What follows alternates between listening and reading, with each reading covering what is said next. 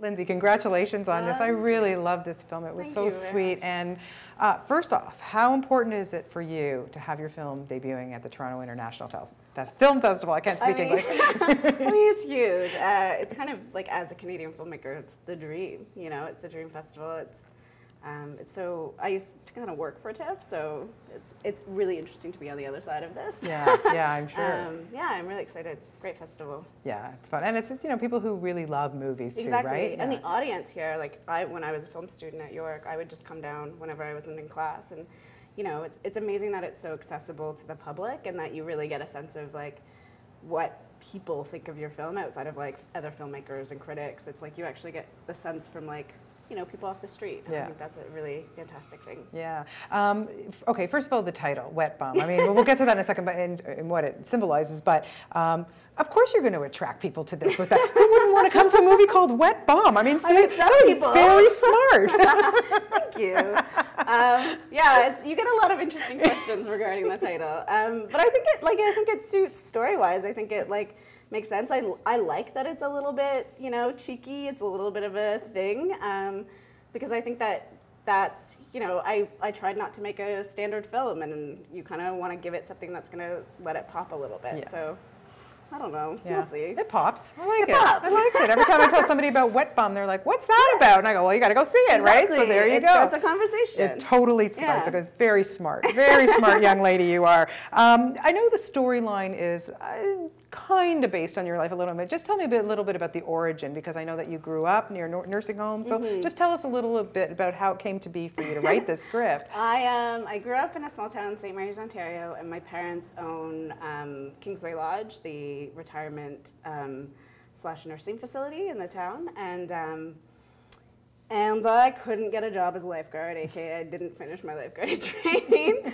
And my brother and sister always had the best summer job because they would like tan and be lifeguards, and I was, you know, couldn't get a job. Yeah. So my mom, being a responsible parent, was like, you need to grow up and learn responsibility. So she gently pushed me into a cleaning position at the retirement home. Yeah. So it was at such a young age, it was a really interesting thing to take on, because you kind of entered, it took me about 2 days to clean everyone's apartment, and you enter these people's lives, and you know, you kind of think every elderly person is like a grandpa or a grandma, and they'll pinch your cheeks and ask you about you, where it kind of opened me up to the fact that they were real, you know, they were going through real things, they had real problems, and they weren't just all, you know, obsessed with the younger generation or like cared about me. They had their own thing. So so it was a really interesting experience that I felt like I needed to find an outlet for, and so Wet Bum. Yeah, there you go. And you know, like, your casting is, I think, really dead on. I mean, you've got some great people in this film, but let's talk a little bit about casting Julia. She is so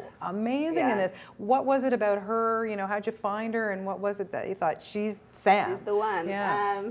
She's actually BC based, so she ended up, she's kind of been on my radar. Like, we knew we had to cast in that age range, and we wanted to go young. Like, we didn't want to cast like a 20-year-old who's playing 16, or 14. So she was on our radar. She sent in some tape, and what I really loved about her tape was she sent 2 versions of every scene. So you could see, like, which was just her doing it differently, like her interpretation of 2 different ways of the scene. Yeah. And I think that just showed already that she had flexibility and range, and she was just, you couldn't take your eyes off her. So cute. So she sent me tapes again, and we did a Skype session. Then she flew out to Toronto to do a chemistry read, and we knew then, and it was, I mean, we are so lucky. She's a great talent. And the big question, was she a swimmer? So we were like, okay, she's the girl, and then we were like, oh my God, we have to check her swimming. So the last thing we did was I put her in a pool with myself and the cinematographer, and we just did some swim test stuff with her. And we got out, and we're like all in bathing suits, really awkwardly standing there, and I was like, so you got the role. And she was like, what? You passed the test. Yeah, you passed the swim test. Yeah, amazing. And was she grossed out having to wear the same bathing suit all the time? We had like 2, I think we had 2, so they were on rotation, but it was so funny as like it was supposed to be wet all the time, so she had to be like constantly wet, and she was like, really, you have to spray my hair again? The poor girl.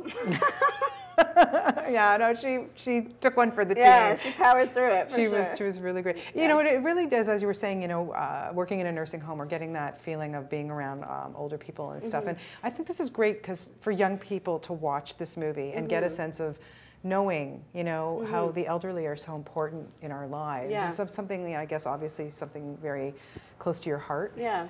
Well, and I think for me, it's like, what I realized is like when you're a teenager, you're going through so much in terms of like figuring out who you are, and you're desperately you're really selfish in those moments because you're just really trying to like find your way in the world. And what I really like about the combination of Julia's character, Sam, and you know, Ed and Judith, the elderly people, is that you kind of realize that Ed is in this new stage in his life too, and he's trying to find out who he is as well. And so there's a parallel between those two, like a young kid and an elderly person, and them both kind of experiencing something similar, which I think is kind of true. We're like, you know, I always think, like, I remember kind of the moment I realized my parents didn't know everything, and that was like mind-blowing to me. Right. Like they're not all knowing, like they had a life before me, and I think that's like something I'm trying to touch on with this too, like realizing, you know, the connectivity between two people can enrich our lives and can teach us to, you know, be stronger human beings. So that's, I don't know, hopefully it comes across. Why is it important, especially for you as a filmmaker, young filmmaker, to work in Canada? Not go across the border, but why do you want to stay and work in Canada?